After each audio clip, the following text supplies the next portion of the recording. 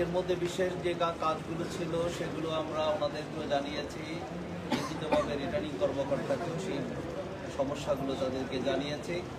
সেই লিখিতগুলোই আজকে আমাদের সম্মানিত সচিব মহোদয়ের কাছে আমরা আমাদের কমপ্লেনগুলো রেখে গেছি, যেটা সিএসসির কাছে তিনি পুট আপ করবেন। এর মধ্যে সবচেয়ে বেশি যেই সমস্যাগুলো আমাদের চোখে এসেছে সেই জেলাগুলোর মধ্যে পটুয়াখালী 1, পটুয়াখালী 4, পটুয়াখালী 3, ঝালকাঠি 1, ঝালকাঠি 2, ভোলা 1, ভোলা 4, লক্ষ্মীপুর 1, লক্ষ্মীপুর 4, এইগুলোই ছিল সবচেয়ে বেশি।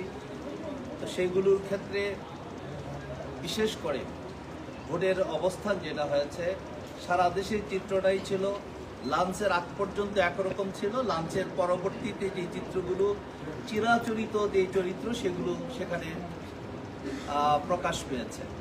বিশেষ করে আমরা যেটার জন্য যে নির্বাচন আমরা কোনো দাবি করতে চাচ্ছি সেটা হচ্ছে পটুয়াখালী 1 অর্থাৎ মির্জাগঞ্জ উপজেলা আমরাগাছিয়া এবং মাধবখালী 2টা ইউনিয়নে আমাদের নয় এবং সংশ্লিষ্ট যারা ছিলেন অনেকদেরকে তারা কমপ্লেন করেছেন বিভিন্ন রাজনৈতিক দলের, সেখানে বিএনপি ছাড়া আর বাকি সবকে বের করে দিয়ে রিটার্নিং কর্মকর্তা সেখান থেকে সেই কাজগুলো তখন আমরা যেখানেই করেছি আমরা কোনো আর হেল্প পাইনি।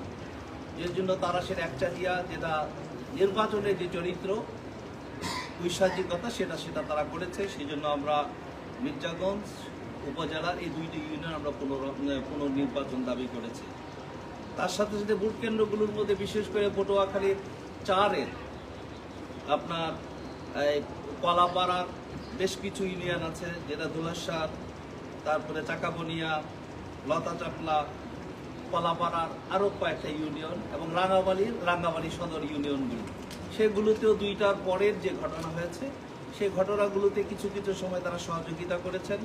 তো এই জন্য এগুলো সহজ হয়েছে। এই জন্য আমরা স্পষ্টভাবে বলতে চাচ্ছি নির্বাচনটা আলহামদুলিল্লাহ অতীতের তুলনায় অনেকটাই সুন্দর হয়েছে। এই জন্য নির্বাচন কমিশনকে এবং সংশ্লিষ্ট আপনারা যারা সাংবাদিক বন্ধুগণ যারা আপনারা একটি চিন্তা করে বাংলাদেশের টেকনাম থেকে তেঁতুলিয়া, রূপসা থেকে পাথুরিয়া সব জায়গায় আপনারা মিডিয়া কভারেজ করেছেন, আপনাদের কাছে আমাদের চেয়ে আরও বেশি নিউজ আছে। এই জন্য ইসলামী আন্দোলন বাংলাদেশের পক্ষ থেকে আপনাদেরকে এবং দেশবাসীকে, সম্মানিত ভোটার যারা ভোট দিয়েছেন সকলকে ইসলামী আন্দোলন বাংলাদেশের মুহতারাম বিশ্ববিদ্যালয় চরমনায়ের পক্ষ থেকে আপনাদেরকে শুভেচ্ছা জানাচ্ছি। পটুয়াখালী 1 ছাড়া বাকি যে আসনগুলোর কথা বললেন ওইগুলোর কি নির্বাচন স্থগিত চেয়েছে? না, সেটি চাইনি, সেগুলো মোটামুটি